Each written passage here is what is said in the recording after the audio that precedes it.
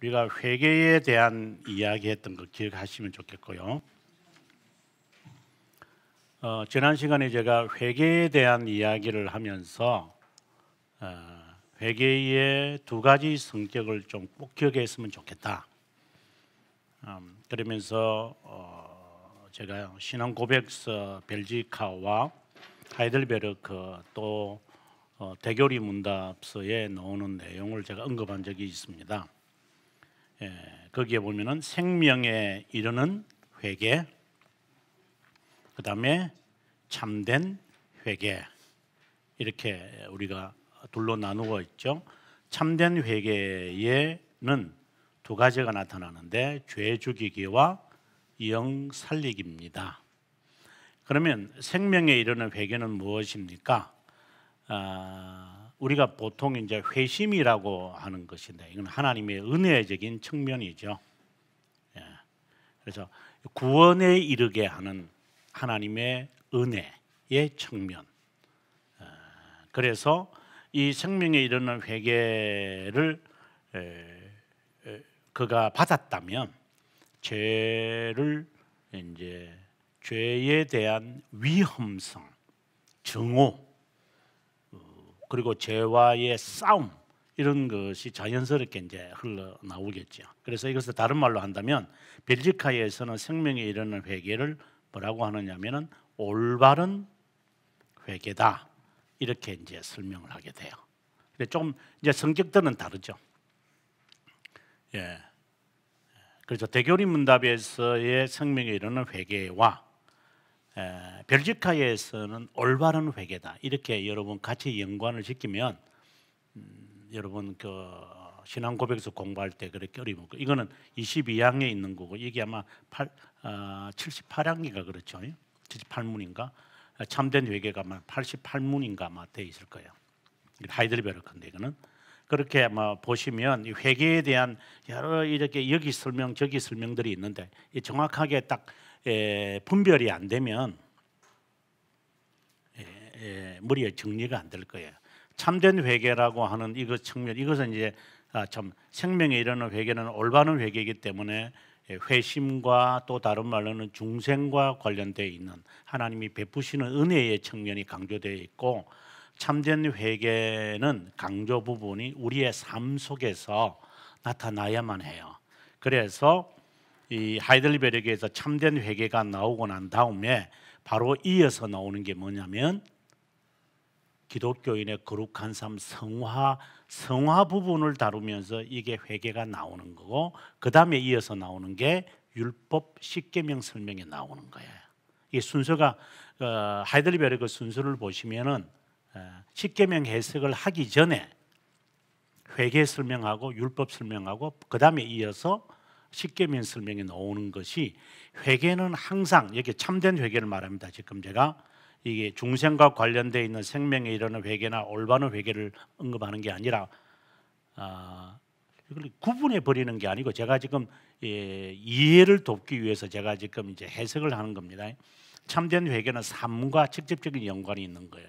그래서 삶으로 드러나면은 거룩한 회개라 그러고, 삶이 드러나지 않으면은 이것은 거짓 회개라고 하는 것이다. 그래서 참된 회개는 우리의 일상생활에서 이루어지는 것이기 때문에 신학적으로 말하면 성화와 관련되어 있고, 그리고 교리와 관련시키라고 한다면 견인과 관련된다, 이렇게 정리가 되어져야 되고, 이 부분은 생명에 이르는 회개, 올바른 회개에는 중생적인 측면이 있기 때문에 하나님의 사역이라는 측면이 되어 있음을 아는 게 좋아요. 이제 이렇게 일단 회개라고 하는 측면을 이제 분리시키기 위해서 신앙계 선배들이나 여러 목사님들이 회심이라는 단어로 주로 이제 서시기죠.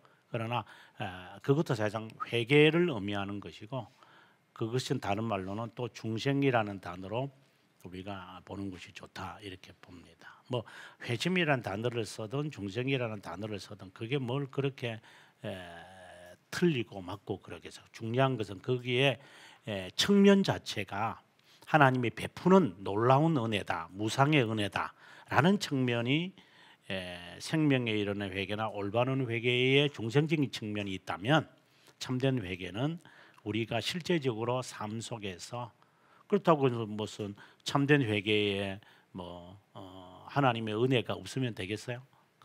그걸 제가 말하는 게 아니라 강조점이 어디에 있느냐를 제가 말해야 이해하기가 쉬울 겁니다. 그래서 영어를 보게 되어지면은 이렇게 생명에 이르는 회개를 사람들이 굳이 이제 쓰려고 할 때에 repentance라는 단어도 쓰는 부분들이 있지만 이제 conversion이라는 단어를 많이 쓰죠. 그래서 conversion이라는 단어를 생명에 이르는 회개라고 쓰여질 때는 어떤 측면이 있냐면 이 헷갈리기 때문에 제가 하는 거예요. 이것은 중생의 경험, 제 버전을 말하면 중생의 경험이다. 그것을 보통 우리가 컨버전이다 이렇게 보통 말을 하고 중생적인 측면은 이제 하나님의 전적인 그 은혜라는 측면이죠. 그래서 그것을 중생을 늘 삶에서 인정을 하고 받아들이고 내가 체험을 했을 때에 컨버전했다. 그래서 뭐 아르미니스주의에서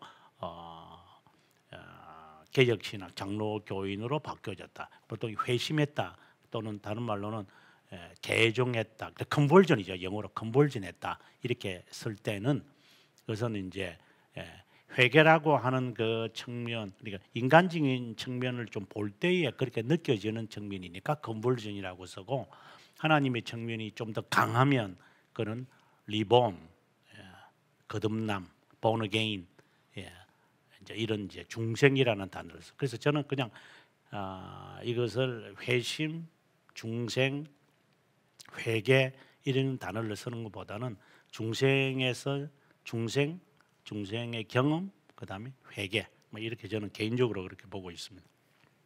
나중에 제 책을 보실 때 헷갈리지 않으시기를 바라는 마음. 그래서 회심이라고 하는 단어들을 일반적으로 만약에 쓸 때 회심이란 컨버전입니다. 컨버전이라는 단어를 쓸 때는 이 안에 중생 플러스 중생의 경험을 많은 분들이 포함시키고 있는데 저는 개인적으로는 그렇게 보지 않고 이 회심이라는 것은 중생의 경험이고 그다음에 중생이 중생의 경험 그다음에 회개 이렇게 세 부분으로 이렇게 보면 좋지 않을까. 아니면 이 중생의 경험이라는 단어를 빼고 싶다면 중생, 회심, 회개라는 말로 사람들이 쓸 것이고 그것도 그거 헷갈려 그러면 이거 빼버리고 중생, 회개 아니면 중생을 빼서 회심, 회개 뭐 이라든지 그러나 개념은 하나님의 사역과 우리의 체험과 실제적인 삶 이런 3단계의 회개의 측면이 있음을 정리가 되어 있다면 용어가 어떻게 사람마다 쓰든 그런 큰 혼동이 없을 것이다. 그렇게 개인적으로 생각합니다. 자, 이제 지금은 이제 오늘의 우리가 주제는 4장과 5장을 하나로 묶어야 되는데요. 로만 가톨릭이 말하는 이 거짓 회개에 세 가지 요소가 있죠. 그게 첫 번째가 고백이 있죠. 고의 성사라고 말하는 개인 비밀 고백 앞에다가 비밀이란 글자를 붙이겠습니다. 그다음에 두 번째로 말하면은 통회해야 한다.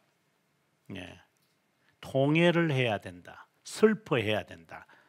그다음에 네 번째가 보석이라고 하는 것이죠. 이 보석이라는 것에서 또 둘로 나누어지는데 하나는 면죄부, 그다음에 하나는 연옥 이렇게 되겠죠.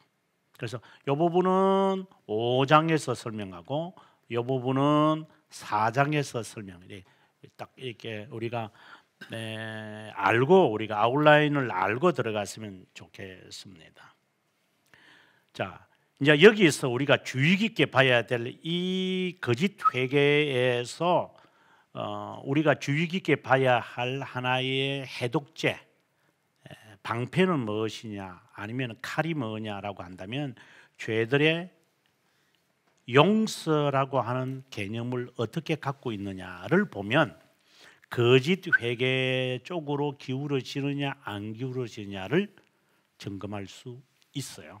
그래서 죄들의 용서의 근거가 어디냐라고 하는 거야. 이게 근거가. 로만 가톨릭은 이것이 죄들의 용서의 근거가 되는 거죠. 물론 그들도 예수 그리스도의 보혈이라고 해요. 네, 그리스도의 보혈이라고 하고 그리스도로 인하여 죄들의 용서를 받았다고 하는데 그런 골다군증이죠. 무슨 말이냐면 그리스도께서 흘리신 보혈의 공로로 우리의 죄가 용서되었다. 그 말에는 틀린 게 하나도 없어요. 그건 그대로예요. 진리 그대로예요. 문제는 그 의미가 뭐냐라고 하는 거죠. 그래서 칼빈 선생이 이제 기독교 강조에서 말하는 게 죄들의 용서의 근거는 그리스도의 보혈이다. 이런 언급을 하는 게 아니고 그는 하나의 수단으로 양태로 드러난 것이거든요. 그래서 하나님의 선하심 이것을 표현할 때 그리스도의 보혈이다 이렇게 우리가 고백을 하는 것이고 실제로서는 선하심 또는 자비하심 이렇게 말합니다. 그래서 그것에 대한 수단이 우리가 해야 할 죄들의 용서에 대한 우리의 책임이 회개입니다. 그렇다면 어디 쪽에 가깝냐면 생명에 이르는 회개 그리고 참된 회개에서 우리는 지금 그렇게 보는 거죠. 참된 회개와 생명에 이르는 회개로 우리가 보고 있거든요. 그러면 이들은 죄들의 용서의 근거를 회개에서 보는 것이니까 그러면 그 회개가 방금 제가 이야기했던 칼빈 선생이나 신앙 고백서에서 말했던 생명에 이르는 회개를 말하는 것이에요? 아니면 참된 회개를 말하는 것이에요? 그들이 만약에 죄들의 용서의 근거를 회개라고 둔다고 한다면 그래서 거짓이 되는 거예요. 죄들의 용서의 근거를 회개에 두어서는 안 되거든요. 바로 하나님의 선하심, 자비하심에 두고 그것이 드러난 부분들, 우리의 삶에서 체험하는 부분들, 고백하는 부분들이 회개다, 우리의 의무다 이렇게 이야기하면 되는데 그들과 우리의 차이점이 그거야. 그들은 죄들의 용서의 근거를 어디에 두느냐?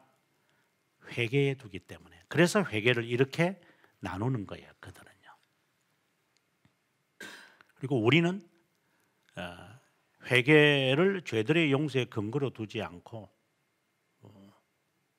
회개에 대한 우리의 책임과 의무 이런 쪽으로 우리가 바라보는 거죠. 그래서 우리 신앙 고백서를 먼저 보고 한번 들어가 보도록 하겠습니다. 여기 보면은 회개에 대해서 이렇게 말하고 있어요. 자, 회개에 대해서 한번 설명해 볼게요. 회개가 그리스도 안에 있는 하나님의 무상의 은혜의 행위다. 이게 바로 이제 말씀 생명에 이르는 그 회개에 해당되어진다. 거기에서 나오는 것이다. 이제 이 말이죠. 죄를 위한 어떤 만족이나 이거는 이제 나중에 보석을 이제 비평을 하게 되어지는데 죄들의 용서의 근거라고 신뢰해서는 안 된다. 절대 하지 마라. 이건 아니다. 이게 로만 가톨릭을 배격하려고 하는 것입니다.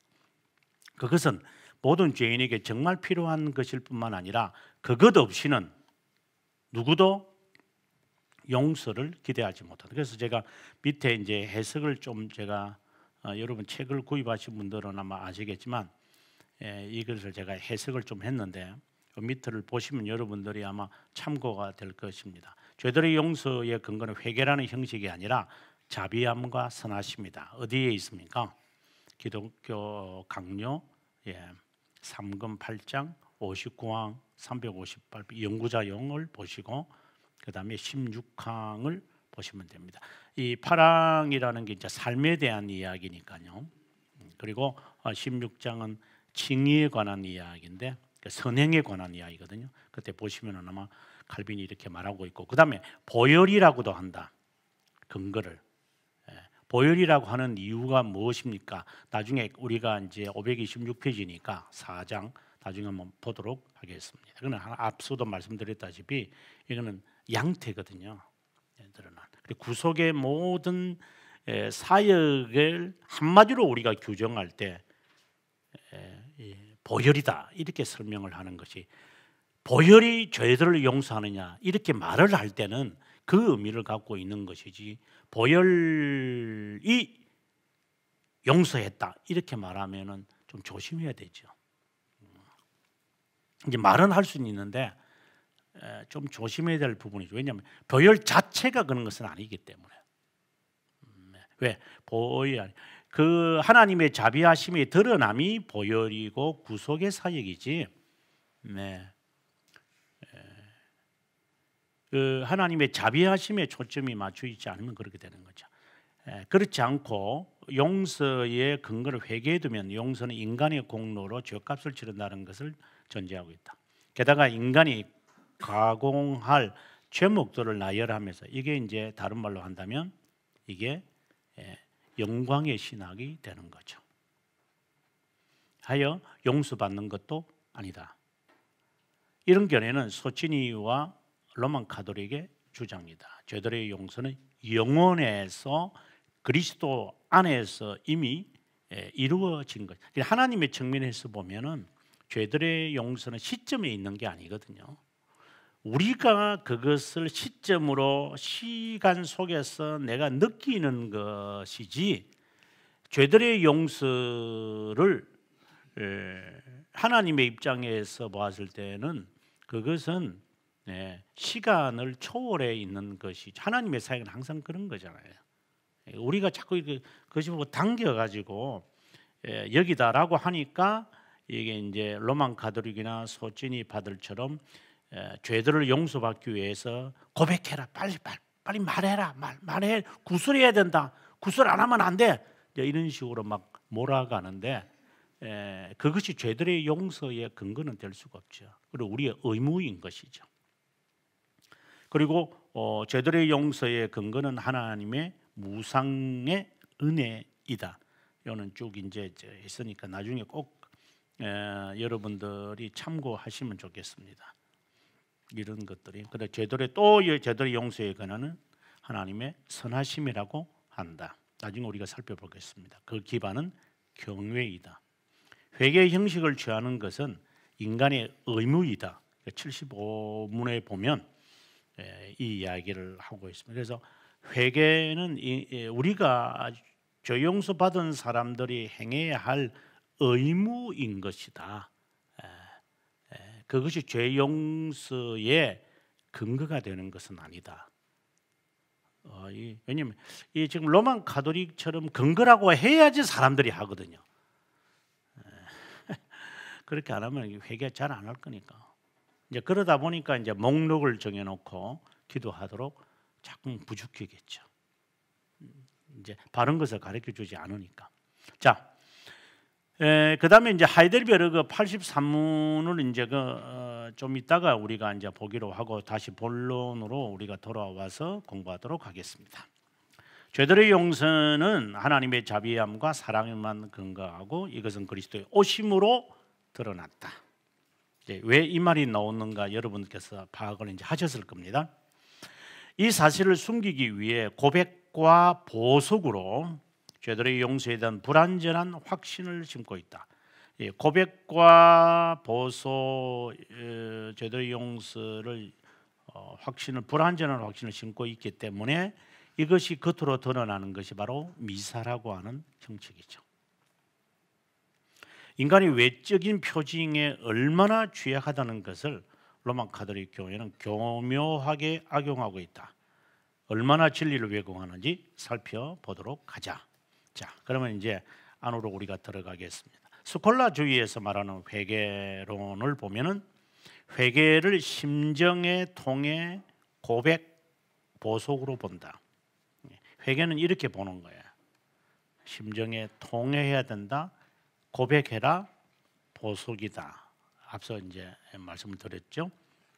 그다음에 2항으로 가서 이 세 가지 회개의 항목들은 죄들의 용서를 얻는데 필연적이라고 생각한다. 사면을 얻는데도 그러하다라고 한다. 제가 지난번에 한번 용서라는 단어를 쓸 때나 사면이라는 단어를 쓸 때의 용도의 차이가 있다고 제가 그랬습니다. 이 사면이라는 것은 선언하는 측면이 좀 있고, 그리고 용서라고 하는 것은 수동적인 의미가 있는 것이죠. 그래서 우리가 바라보는 죄에 대한 문제의 해결을 말하는 측면이 좀 있고, 죄들의 사면이라고 할 때는 하나님의 입장에서 우리에게 행동이라고 할까요? 이렇게 드러나심을 좀 더 강조. 그래서 같은 의미인데 어느 측면에서 이 죄들의 이 사면이 죄들의 용서라고 하는 forgiveness라는 말과 pardon이라는 말들과 그리고 사면이라고 하는 이러한 면이 이제 해석이 되리죠. 조금 여기 저자들이 글을 쓸 때마다 그런 의도를 갖고 막 쓰기 때문에 우리가 좀 주의 깊게, 이거는 그냥 참고로 하는 이야기입니다만은 우리가 제가 지금 그 고백서를 번역하고 용어 해석을 하면서 왜 우리가 선택된 자, 이거 선택된 자라 그러잖아요. 선택된 자라고 할 때 일렉이라는 단어를 쓰고 셀렉이라는 단어를 왜 쓰지 않느냐? 사람들은 일렉이라고 하는 단어를 셀렉이라는 개념으로 받아들이고 있죠. 셀렉, 일렉이라는 개념이 아니죠. 그래서 선택이라고 하면 셀렉이라고 생각해요. 그래서 우리가 기도할 때 이렇게 말하잖아요. 수많은 사람 가운데 저를 셀렉해 주셔서 감사합니다. 그러니까 이게 선택해 주셔서 감사합니다라는 개념을 이제 셀렉이라는 개념을 혹시 가지고 있지 않을까? 셀렉의 개념이 아니라 일렉의 개념이죠. 이것은 합의에 의해서, 그러니까 신격, 성부, 성자, 성령 삼위 하나님이 카운슬에 의해서 왜 그러면 저를 선택하셨나요? 일렉을 하셨어요? 물어보면 몰라. 왜? 그분이 합의가 왜 그런 합의를 하죠? 그건 물어볼 그분이 합의에 의해서, 신격의 합의에 의해서 나를 선택한 거죠. 여러 가운데서 셀렉할까? 이렇게 놓으니까 아르미니스 주의에 설명이 맞게 되겠죠. 셀렉이라는 단어를 쓰니까.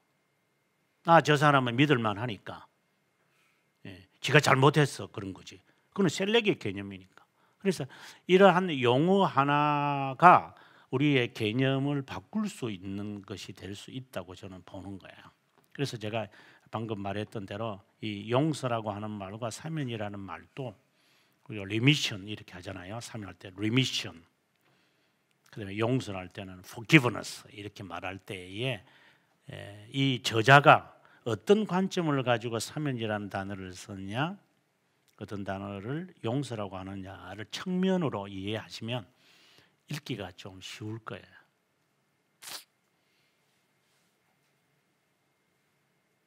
근데 이런 건 말 안 해줘도 되는데, 신앙에서 가장 중요하게 알아야 될 건 죄들의 용서고, 무슨 방법, 무슨 규칙, 무슨 조건으로 용서를 얻었는지, 그것이 쉬운지 어려운지 올바로 파악하고 붙잡는 것이다. 여기에 우리의 지식이 분명하고 확실하지 않으면 양심이 결코 안식을 가지지 못할 것이다. 평화도 누리지 못한다. 지속적으로 두려워하고 요동하고 뒷걸고 산란하게 된다. 하나님 앞을 무서워하고 두려워하고 피하려고 할 뿐이다. 그런데 죄들의 용서가 그들이 만든, 여기서 그들은 이제 로만 가톨릭을 말하는 거죠. 만들어낸 조건들에 의존한다면 어떤 것도 이 상황보다 더 가엽고 애처로운 것은 없을 것이다. 그들이 사면을 얻는 첫 번째 단계로, 여기서 지금 사면이라는 단어가 나와서 이게 이제 하나님의 입장에서 이제 우리의 죄를 어떻게 용서하느냐는 첫 번째 단계를 통회라고 본다. 통회해야지 하나님이 내 죄를 너 죄 사면한다 이렇게 말한다고 보는 거죠. 이 통회가 실행되는지는 알 수 없다고 한다. 그렇죠. 하나님이 내 죄를 사면했다. 내가 어떻게 느껴요? 나는 통회했는데. 그 느낌을 내가 받아야 되잖아요. 그러려니까 보석이 나오는 거죠. 이제 만족이라는 것을 하는 거예요. 이제 우리 쪽으로 설명을 하면, 너가 회개해서 하나님께서 죄들의 용서를 하셨다. 이런 관점으로 바라봐서 거룩한 삶을 살아야지 이렇게 말할 것이냐, 아르미니 유스파처럼. 아니면 하나님이 나라는 존재를 죄들을 용서를 하셨고 이미, 그리고 선택된 자로서 이미 용서를 하셨기에 내가 정말 거룩한 자로 살 수밖에 없는 자구나, 이것에서 거룩한 삶을 살려고 하는 것이냐의 관점은 달라요, 여러분.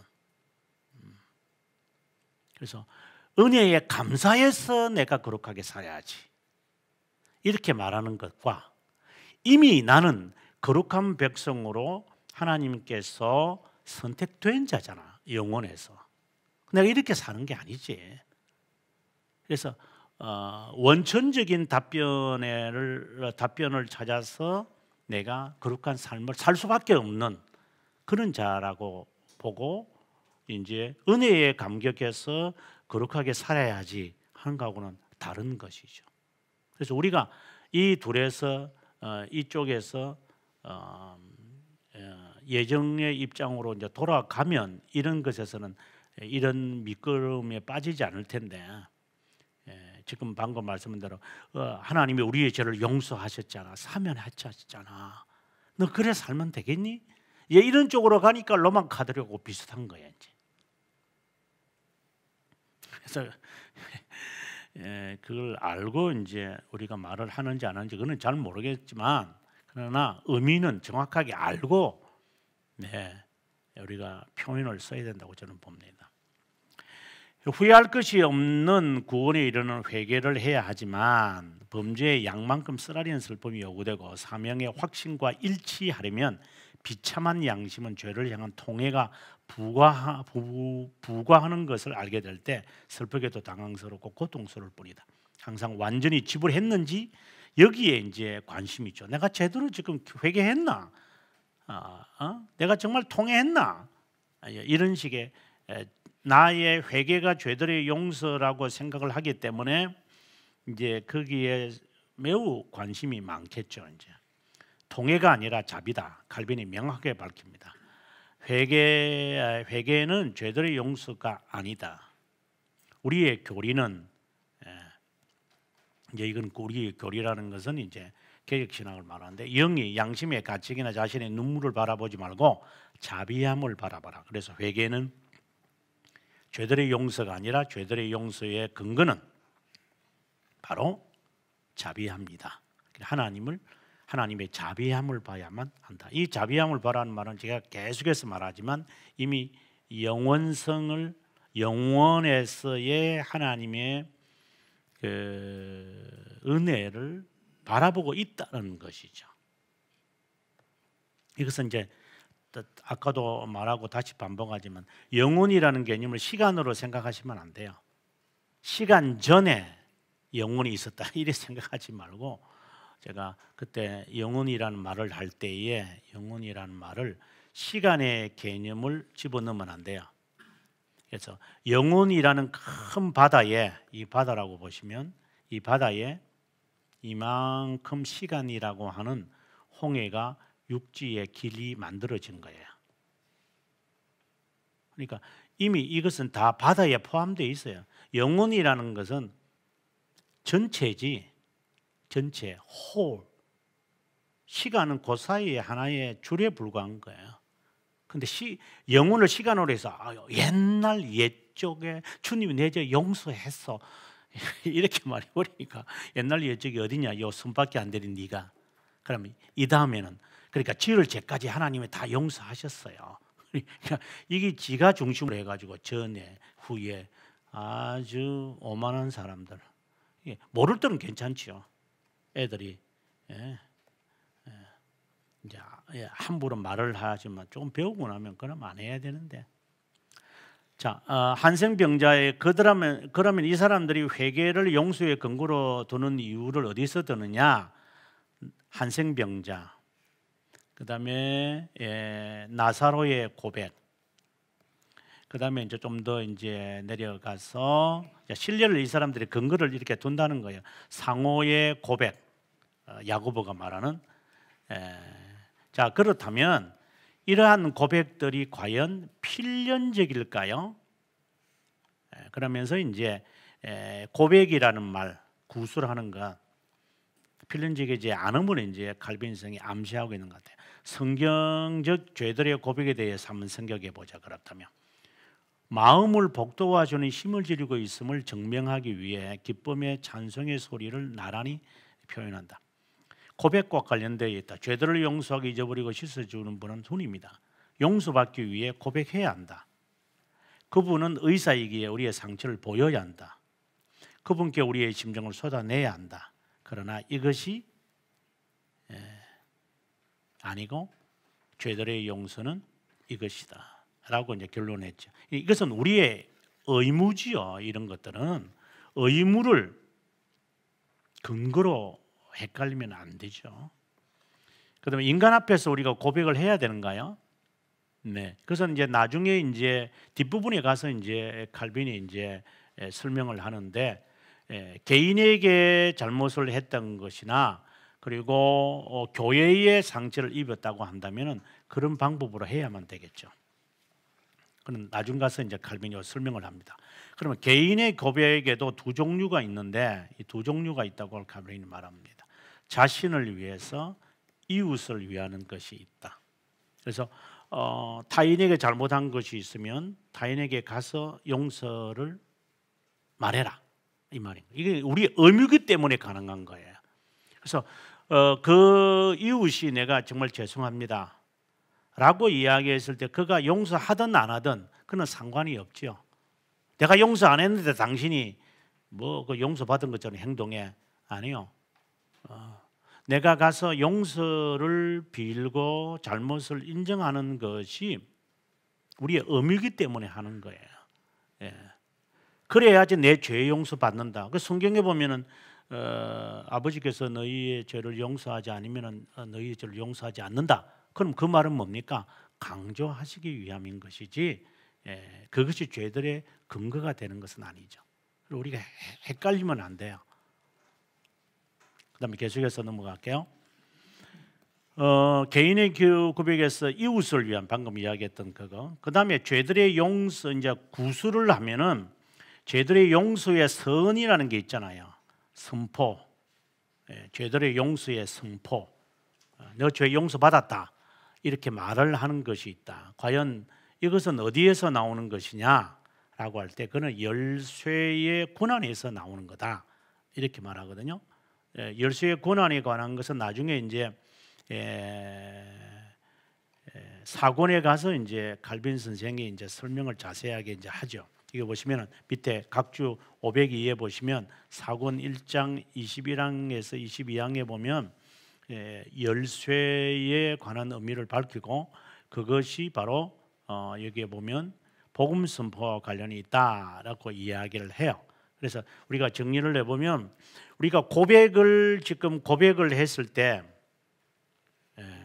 교회 앞에서 고백을 하든지 개인에게 고백을 하든지 간에 내가 그것에 대해서 용서를 받았다는 기쁨을 갖고 싶은 거예요. 그게 보석이거든요.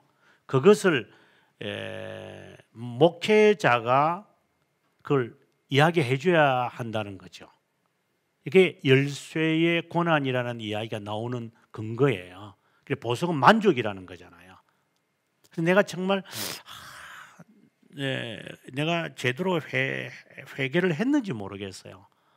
그러면 목사는 그 이야기를 듣고 그것에 당신이 그 회개가 아직 좀 미흡합니다. 바르게 됐습니다. 이런 이야기하면서 죄들의 용서에 대한 확신을 심어주는 그 도움을 목회자가 하는 거거든요.